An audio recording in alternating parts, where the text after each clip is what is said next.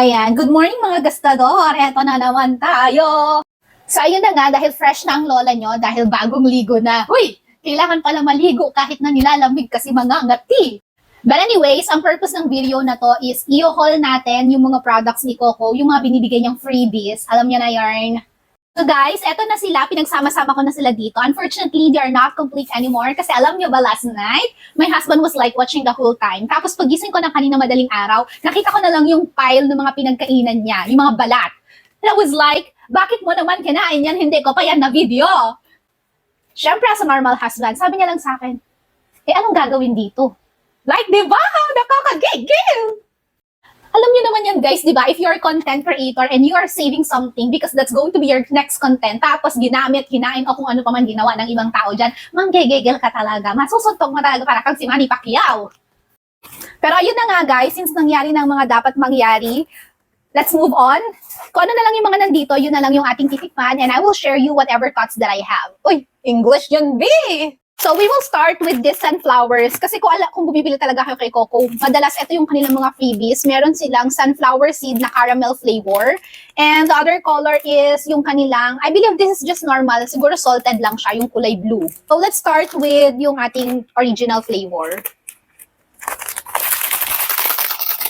Char. Ayan. So, syempre, itong sunflower seed na to, babalatan pa natin. Wait lang, maghahanap ako ng lalagyan ng balat. So, ayan, lagay na lang natin siya dito. Ganito kadami yung isang pack niya. Kita ba? Ayan. Let's try. Maliit lang pala yung laman niya, no? Pero may mga tao talaga na addict sa sunflower. Aminin nyo. Ang sarap. Salted lang siya.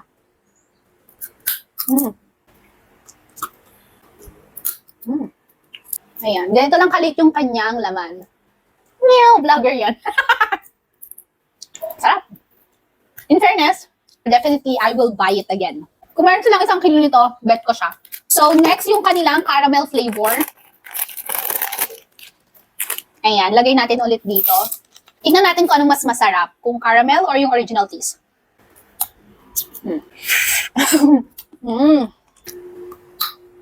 Alam nyo guys, mas gusto ko yung salted. Hindi ko siya feel masyado pag matamis.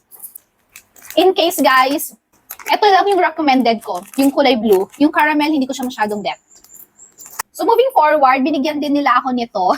Yung isa nabuksan ko na siya kasi sobrang curious ko nung nakaraan. Bali, ano siya, candy siya, chewable candy. Yung parang frutos, ganon. So strawberry and cola. Itong strawberry guys, masarap siya. Pero ita-taste ko pa din siya ulit. Medyo nakalimutan ko yung lasa niya eh. Masarap pero nakalimutan yung lasa. Hindi, sa pagkakatanda ko, masarap naman siya. Ayan.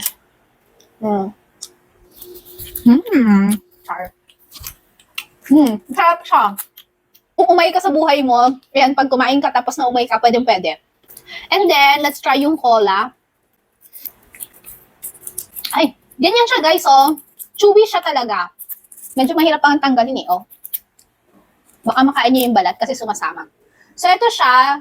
Supposed to be square siya dapat. Tapos, malambot siya. And then, kinain mo, chewy siya.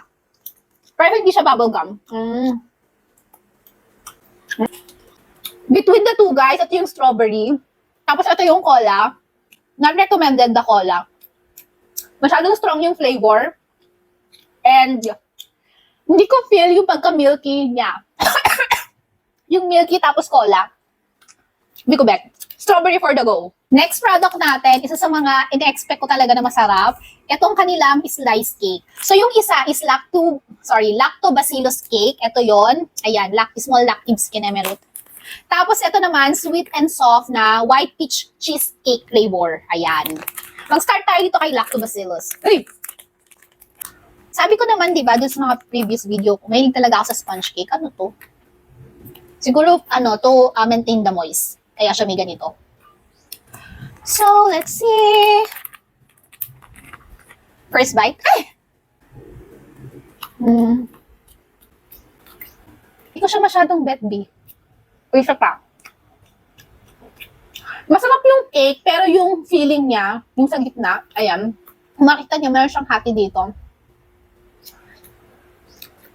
Hindi ko maintindihan yung lasa. It's a no for me. Next is yung kanilang white peach na cheesecake. Sana masarap to ah. Yan.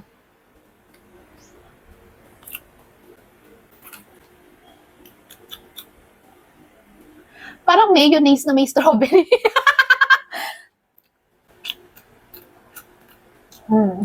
Hindi talaga beef. Masarap yung cake niya pero yung feeling hindi. So, pareho sila both. Unless magbebenta sila nung mismong sponge cake lang, walang palaman. Pwede. Pero, yung feeling talaga, medyo bagsak siya. Sabi siguro ni Coco, ang arte naman nito, freebie na nga lang eh, nag-review pa ng pangit. Pero, that's my personal opinion, guys. The reason ko kaya ako nga nire-review is for me to see kung magugustuhan ko ba yung product.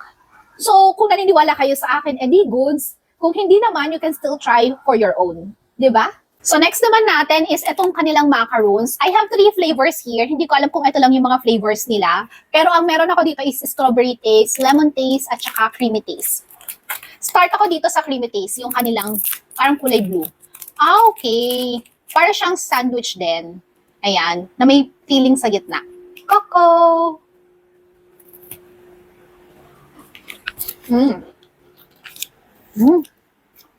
Ay, in fairness, masarap to. Ngayon siyang kalasa ng mga biscuit na kinakain ko nung bata ako. Ay, matanda na talaga ako, B. Masarap to. Get ko to. Ayun guys, naalala ko na medyo may resemblance yung lasa niya dun sa Bravo biscuit na kinakain natin dati. Yun nga lang, meron tong konting feeling. Hindi sobrang madami. Kaya hindi rin siya ganun katamis. It's okay na okay for me. Next natin is yung kanilang strawberry taste. Let's see. Yes! Masarap din siya. In fairness. Gusto ko pa. Oats sila gusto ko. Next, lemon taste.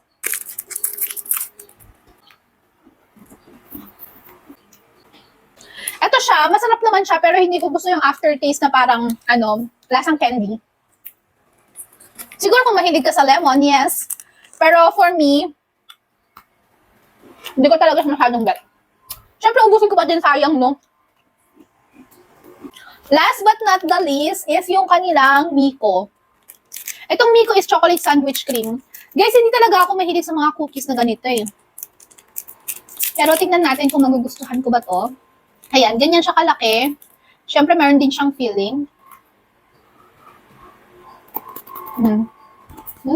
In fairness ha, ang crunchy ng cookies nila.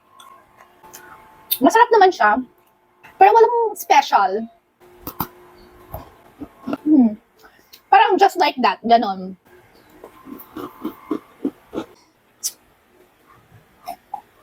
Okay. To wrap it up, guys, ito lang yung mga nagustuhan ko so far. Yung kanilang chewy strawberry, nauubusin ko na. Isa na lang. Ay, dalawa pa pala to.